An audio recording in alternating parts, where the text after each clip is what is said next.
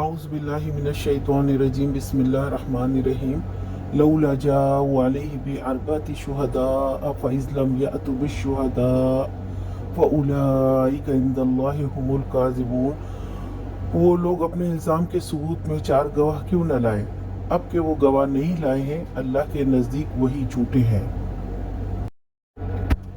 اسلام کسی کی عزت سے کھیلنے کی اجازت نہیں دیتا، اسی لیے اللہ تعالیٰ نے قرآن میں کئی جگہ اس کی ممانعت کی ہے، اور اس آیت میں جھوٹی تہمت لگانے والے کو نہ صرف 80 کوڑے حد قذف کی سزا ہے، بلکہ کسی معاملے میں اس کی گواہی بھی قبول نہ ہوگی۔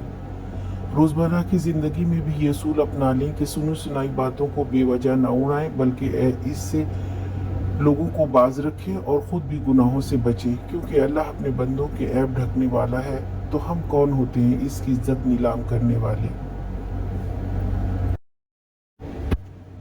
آج کا سوال، حد قذف کیا ہے؟